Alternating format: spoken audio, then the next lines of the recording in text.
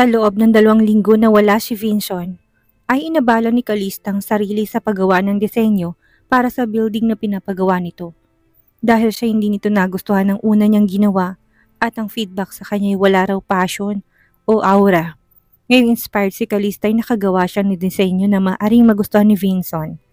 Ang design na ginawa niya ay medyo kahawig ng letrang C at V na magkatabi at may covered glass bridge na nagkokonekta sa dalawa. Ang sabi ni Vincent ay commercial residence ang ipapagawa nito at kailangang modern style, kaya naman kinalikot na niyang utak niya para makagawa ng unique na konsepto na pasado sa standard na hinahanap ni Vincent. Matapos ma-finalize ang design ay sa kanya yung pinasa sa email ni Vincent. Sa wakas ay makakapagpahinga na rin ang isip niya mula sa ilang araw na pag-iisip ng design na ayon sa panlasa ni Vincent. Nang tignan niyang oras sa phone, ay napansin niyang date ngayon at ang huling araw sa 3 buwang kontrata nila ni Vincent. Nakibit siya ng balikat at tipid ng ngumiti. Ang bilis ng panahon, kailan lang ay nakikipag-argumento pa siya dito na hindi siya papayag na magsasama ng matagal dito. Kapag nalaman to ni Vincent at ng iba pa niyang kasamahan, sa CSS ay paniguradong tutuksuin siya nito. Lumalambot na ang kanyang puso. Sinabihan na siya ni Vincent na tototohanin na nila ang pagiging mag-asawa nila dahil pareho na rin nilang nararamdaman. Hindi lang yun, ang isipin pa lang niya na iiwanan si Vincent na hindi niya nakaya. Kahit na ngayon ngang 2 linggo na silang hindi nakikita, ay nalulungkot na siya. Pero hindi niya ipinapakita kay Vincent. Sa tuwing nag-uusap sila nito sa video call, habang walang ginagawa, naisipan niyang bisitahin ang pamilyang nakagisnan niya, ang pamilyang Argente. Panahon na para bawiin niyang Dory na binigay ni Vincent sa mga to. Kinontak niya si Thor upang ihatid siya sa mga Argente at habang nasa loob siya ay naghihintay naman ito sa labas at baka sakaling kung anong gawin sa kanya ng nakilala niyang pamilya. Calista, may gana ka pang magpakita sa pamamahay na ito matapos mo kaming ipagtabuyan sa mansyon na lalaking dapat ay magiging asawa ko. Ang matinis at nanggagalaiting boses ni Patricia ang sumalubong kay Calista pagkapasok pa lang niya sa sala. Hinayaan niyang babae na magsalita habang siya'y inaantok na umupo sa sofa, saka ngumiti na may halong pang-aasar. Wala akong pakialam kung tatanggapin niyo ko dito o hindi. Dahil ang pakay ko ay ang dowry na ibinigay ni Vincent. Para yun sa akin at wala kayong karapatang angkinin yun. Nang marinig ang sinabi niya ay agad na dumilim ang mukha ni Patricia at naningkit ang mga mata na dinuro siya. Bakit? Anong karapatan mo para kunin ang ibinigay niya sa amin? Ngunit hindi natinag si Calista sa pagmamaldita ni Patricia at kalmadong mukha na sumagot. Bakit naman hindi? Ang bagay na ibinigay ni Mr. Alcaraz, ang asawa ko, ay para sa akin, hindi para sa inyo. Humikap siya ng tila ba bored sa usapan nila ni Patricia. Huwag kang masyadong magmayabang, Calista. Ang kalandian mong umagaw sa akin sa lalaking pinapangarap ko. Hindi ba tinagaw mo lang sa akin si Vincent? Ako ang dapat na magiging Alcaraz at hindi ikaw. Napairap si Calista sa kamuling napahikab. Hindi niya maintindihan kahit na mahabat sapat ang tulog niya, ay palagi siyang inaantok. Oh, shut up Patricia. Wala nang maayos sa salitang lumalabas sa bibig mo kung hindi puro kabaliwan. Sabihin mo lang sa akin kung kailangan mo ng psychiatrist at may kakilala ko na maasahan. Lalong nagdilim ang mukha ni Patricia at lumapit sa kanya. Saka akmang sasampalin siya nang biglang may nagsalita mula sa puno ng hagdan. Patricia anak, may bisita ka ba? Sinong kausap mo? Nagpapadyak sa inis na nilingon ni Patricia ang ina at kaagad na nagsumbong. Of course, her words are pure exaggeration and lies. Ma, Calista is here again to bully me. Hindi pa siya nakontento na palayasin tayo sa mansyon ng mga Alcaraz at pati ba naman dito sa pamamahay natin ay magre-reynahan siya. Lumapit si Melba kay Patricia at tumayo sa tabi nito, saka pinandilatan ng mata si Calista. Calista, hindi porket nagkapag-asawa ka ng mayaman ay lagi kang nasa itaas. Alalahanin mo, ang orihinal na may-ari ng posisyon mo ay ang anak ko at hindi ikaw. Muli na namang nairolyo ni Calista ang mga mata. Pati ba naman ikaw nagpapaniwala sa pinagsasabi ng anak mo? How sure are you too na hindi ako si Patricia ang dapat napakasalan ni Vincent? Oh gosh, bigla siyang tumayo sa kasinipat ang dowry na nakadisplay na rin sa sala. Mabuti na lang ay ilan lang ang nagalaw ng magina. Sigurado siyang wala na siyang makukuhang pera sa mga ito pero ang mamahaling kagamitan at ang mga alahas ay pwede pa niyang mabawi. Humalo kip-kip si Melba at hindi nagpatinag. Kalista, kapag nalaman ng ama mong ginawa mo kay Patricia, ay siguradong mananagot ka. Namumungay sa antok na nilingon niya si Melba. Wala akong pake kasi hindi ko na kailangan magpaalam sa ibang tao para kunin ang gamit ko na para sa akin din naman talaga. Naningkit ang mata ni Melba sa galit at dinuro si Kalista. Hoy babae, hindi mo pamamahay to. Huwag kang magtapang-tapangan.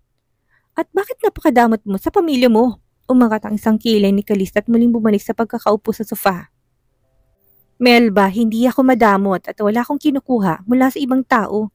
Ang gusto ko lang ay ang kininang bagay na para naman talaga sa akin. Kalista! Napatigil sa akmang pagtawag kay Thor si Kalista na marinig ang dumadagundong na boses ng kanyang ama kuno. Mabilis tong bumaba ng hagdan at tinulak sa tabi ang mag-ina, saka malalaki ang hakbang na lumapit sa kanya. Ikaw na babae ka. Pagkatapos kaming ipagtabuyan sa bahay ng asawa mo, may gana ka pang bumalik dito. Napakawalang kwenta mong anak. Tinaas itong kamay upang sampalin siya. Pero malakas yung sinangga ni Kalista bago pa man yun lumapat sa kanyang muka. Sa harap ni Kenneth ay umirap si Kalista at bagamat may munting ngiti sa labi, punto yun ng malalim na kahulugan. Mr. Argente, bakit hindi kayo kumalmat pag-usapan natin ito ng maayos? Ha? Tayong dalawa lang at walang ibang istorbo. At kapag nasagot mo ng tamang puno ng katotohanan ng tanong ko, ay pwede kong ikonsidera na hindi kunin ng dowry. Kahit na ayaw pumayag ni Patricia at Melba, na silang dalawa lang ang pribadong mag-uusap, sa kalaunan ay pumayag pa rin ng mga to nang pinagbantaan nito ni Kenneth. Tumungo ang dalawa sa study at nang makapasok ay nilak ni Kalista ang pinto, saka umupo sa sofa kahit hindi pa siya sinasabihan ng ama na umupo. Ano gusto mong itanong? Sabihin mo na kaagad dahil marami akong ginagawa. Sumeryoso ang mukha ni Kalista at kahit siya ay hindi nagpaligoy-ligoy na tinanong to. Kung ganon, hindi na ako magpapaligoy-ligoy pa. Alam kong kilala mo kung sinong aking ina. Sino siya at anong relasyon nyo? Bakit ikaw ang kumuha sa akin sa ospital nung iniwan niya ako? Ilang segundong na natiling tahimik si Kenneth na tila nag-apuhap nang sasabihin pero matyagang naghintay si Kalista. Hindi siya mangistorbo hanggat hindi ito nagsasalita pero limitado ang presensya niya. Kapag patatagalin itong pananahimik ay makakatikim to sa kanya. Kalista. May act soft and weak in front of Vinson, but to other people she shows no mercy. Isang minutong lumipas na hindi pa rin nagsasalita si Kenneth at nanatili lang itong nakayuko sa upuan na nasa likod ng mesa. Nagsimulang magbilang sa isip si Kalista. 3 segundong lumipas saka nito binasag ang katahimikan at namumutlang mukha ng magsalita. Anong nalalaman mo? May nginig sa boses nito dahil sa takot na nabisto na niyang tinatago nitong sekreto. Nagkibit ng balikat si Kalista at walang emosyon ng mukha na tila ba hindi interesado sa sinasabi na ng magsalita. Alam kong hindi ikaw ang tunay kong ama. So wag na natin tong patagalin pa, Mr. Argente. Bakit hindi mo simulang magsalita? Baka maubos ang oras ko at babawiin ko lahat ng ibinigay sa inyo ng asawa ko. Pagbabanta pa niya. Biglang dumilim ang namumutlang mukha ni Kenneth. Kalista, kahit hindi tayo magkadugo ay ama mo pa rin ako dahil ako ang nagpalaki sa'yo. Tumaas ang isang kilay ni Kalista at nangungot niyang ngumisi. Pinalaki mo ko? Bakit hindi ko ramdam?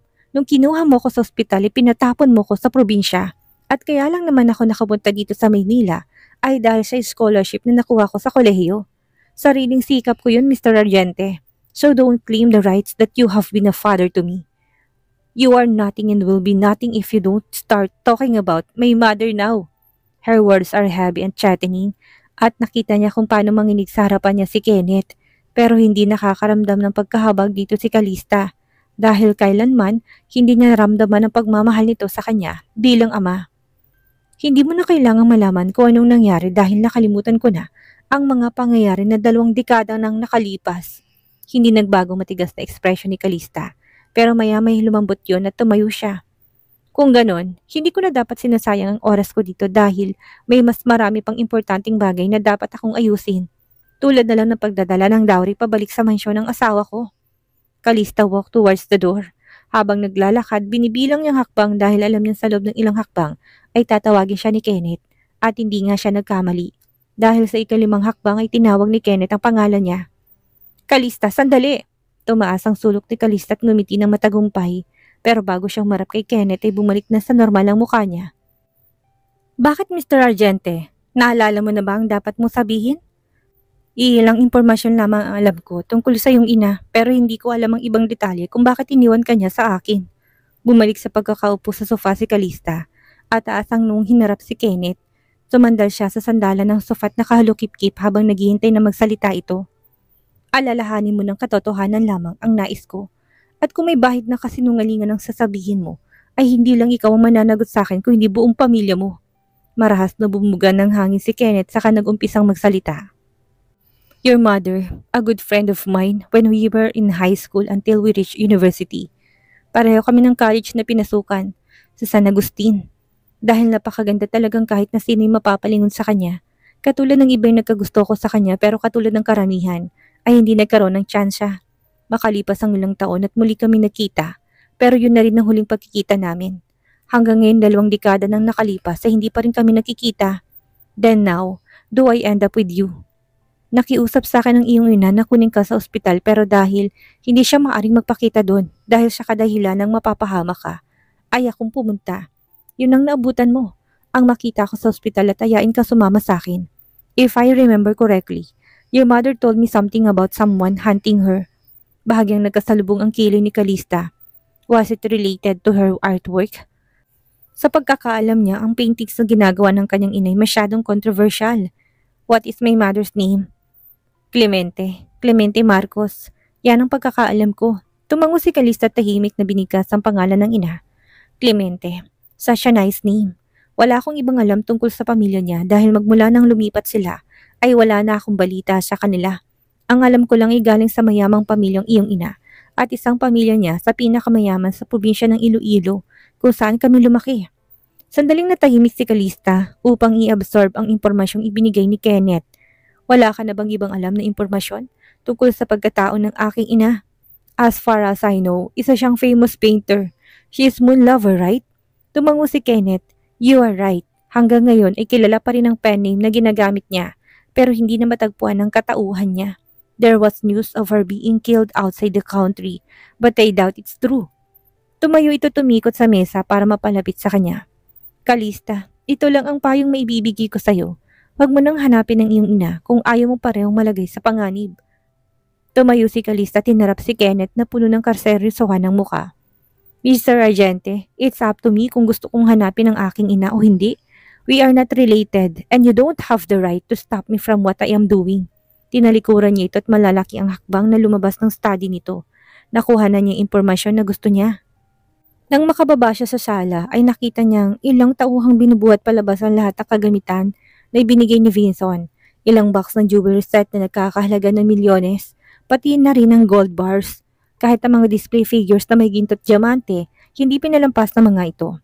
Habang abalang mga tauhan ay dumiretso naman sa sasakyan si Calista kung saan naghihintay si Thor at Via. Dahil parehong nakaramdam ng gutom ay nagpatid siya sa pinakamalapit na fast food restaurant. Bigla siyang nakikrave ng spaghetti at fried chicken. Habang kumakain, hindi maiwasan ni Calista na mag-isip tungkol sa kanyang ina. Ngayon na may idea na siya tungkol dito ay napapadali ng paghahanap niya dito. Thor, may papaimbestiga ako sa'yo. Silang pamilya Marcos na galing sa Iloilo pero lumipat na sa Maynila. 20 taon na nakaraan is silang pinakamayamang pamilya doon. Pero ngayon ay na-demolish ng mansyon nila magmula nang lumipat sila. Imbestigahan mo rin ang pangalang Clemente Marcos.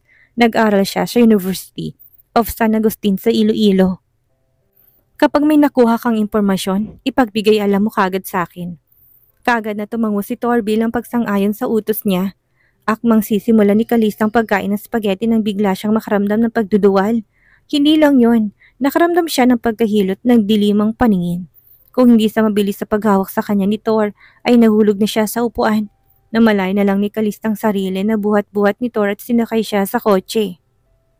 Kahit nahihilo pa ng konti, hindi pa rin niya nakalimutan pagsabihan ng dalawa na ayos lang siya dahil pinipilit ng mga to na dalahin siya sa ospital. No, sa ayaw at sa gusto mo, dadalhin ka namin sa pinakamalapit na klinika para matignan ang kalagayan mo. Paano pala kung buntis ka? Nagkasalubong ang kiling ni Calista sa sinabi ni Via, pero hindi siya sumagot dahil nakaramdam siya ng pangangalam ng sikmura. Nagugutom siya dahil ang spaghetti in-order niya kanina ay halos hindi naman niya nagalaw. Tama siya sabad ni Thor at nilingon siya sa likuran bago binalik ang tingin sa kalsada. Shesh, I'm not pregnant. Low blood lang ako dahil ilang araw akong puyat sa paggawa ng designs ni Vinson. Isa pa, kanina pang umaga ako walang kain at gutom na ako. Ngunit kahit na anong paliwanag ang ginawa ni Calista, hindi siya pinakinggan ng dalawa. Nagpumilit pa rin ang mga to nang makarating nga sila sa ospital ay sa OB-GYN department sila dumiretso. Halos 30 minutes din ang hinintay nila bago makuha ang resulta ng blood test na ginawa kay Calista. Sa loob ng mga sandaling yun, nakakain na si Calista na pinanabikan niyang spaghetti. Hindi lang yun, ilang prutas din ang nakain niya na binili ni Thor sa labas ng ospital. Mrs. Calista Alcaraz, nagangat ng tingin si Calista nang biglang tinawag ng nurse ang pangalan niya. Pero bago yun, ay pinandilata niya si Thor na siyang nagrehistro ng pangalan niya. Kaya naman, naging Alcaraz ang apelyido niya. Well, it's not like she doesn't want it. Mas gusto pa niyang gamitin ang apelyido ng asawa kaysa sa apelyido na Argentine na nakalakihan niya. Sabay na pumasok ang tatlo sa loob na hindi naman sila sinita ng doktor. Congratulations, Mrs. Alcaraz. You are 5 weeks pregnant. Talaga, Dok? Halos magkapanabay pa na bulalas ni Via at Thor habang si Calista ay tahimik lang sa isang sulok. Hindi man niya aminin pero natutuwa siya sa naging resulta ng blood test. Hindi pa man siya handa, ay susubukan niyang maging mabuting ina at ipaparana sa magiging anak ang hindi niya naranasan nung bata pa siya, lalo na magkaroon ng isang ina. Mrs., reresetahan ko kayo ng papakapit ng bata at bitamina para sa inyong mag-ina. Ang unang 3 buwan ng pagbubuntis ang pinakadelikado dahil may tendency na mawalang baby, lalo pat hindi masyadong malakas ang kapit nito. I advise you to rest and don't stress yourself too much. Don't overwork, lalo nang magbuhat na mabibigat na bagay. Marami pang ibang bagay na hinabili ng doktor at bilang isang first-time mom ay taimtim na nakakinig si Calista sa sinabi nito para maiwasan dapat iwasan at gawin ang dapat na gawin. Thank you, Doc. Sinserong pagpapasalamat ni Calista sa kanginitian ng doktor. Kalmado man ang mukha niya, sa loob-loob nun ni masaya siya dahil sa wakas ay nagbunga ng pagsasama nila ni Vinson. Nawala na rin sa isip niya ang sinabi sa kanya ni Celeste na may anak sila nito ng asawa niya dahil ang sabi sa kanya ni Vinson ay wala silang relasyon. Matapos kunin ng reseta ay umalis ng grupo at lumabas ng opisina ng doktor. Dumiretso sila sa pharmacy na nasa lobby ng ospital at buong sandali ay inalalayan siya ng dalawa. Pero labis na umayaw si Calista, maayos ng pakiramdam niya. Matapos kumain kaya naman hindi niya na kailangang magpahawak sa dalawa na tila bahinang-hina siya. Habang naglalakad ay hindi niya mapigilang maging excited.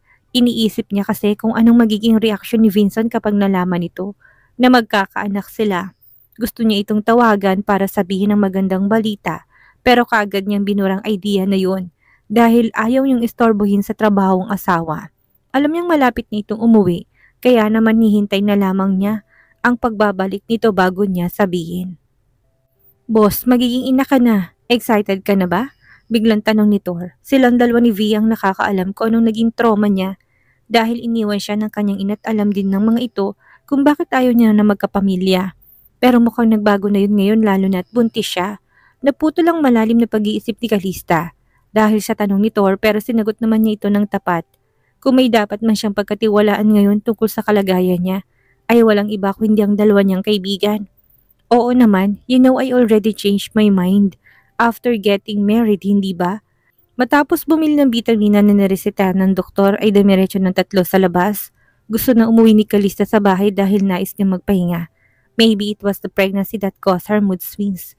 But her mood changes faster than when she is not pregnant. Nasa una nila si Thor kaya napatigil to na may makita't kagad na tinuro kay Calista.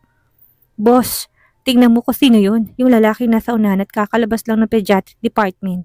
Hindi ba't parang asawa mo yun? Hindi ko alam na nakabalik na pala siya ng bansa. Hindi kaya't sinundan ka niya dahil wala ka sa bahay niyo? Alam ko may nakakabit na tracker sa phone mo, hindi ba? Tumigil sa pagakbang si Calista at nagangat ang tingin upang sundan ang tinuro ni Thor at tama nga ito. Ang asawa niya yun, biglang nawalang lungkot niya nang makita ito. Tama nga bang sinabi ni Via na sinundan siya ni Vinson? Pero bakit lumabas to sa pediatrics department? Binilisan niyang mga hakbang upang makalapit agad dito. Malawak ang ngiti niya dahil siya pananabik na makita to. Ngunit hindi pa siya nakakalapit, halos 5 metro na lang ang kanyang layo. Nang biglang may maliit na brasong biglang yumakap sa paa nito. Daddy! Ihinto sa paglalakad si Calista at natulos sa kinatatayuan. Daddy, tama bang narinig niya? Yumuko ang kanyang asawa at binuhat ang batang mahigit 2 taon ng edad sa kato nagtanong. Where is your mommy? Tuluyang lalamig ang katawan ni Calista. So may anak na nga si Vinson. Sa pagkakataong ito'y lumabas ang isang balingkinitang babaeng hindi kailangang kilalanin ni Calista. Dahil walang iba kundi si Celeste yun. Lumapit to sa kanyang asawa na karga pa rin ng batang lalaki at malumani na nagsalita. Vinson, ang sabi ng doktor, maayos ng lagay ni baby. Slight fever dahil sa pabago-bagong klima kaya wala nang dapat na ipag-alala.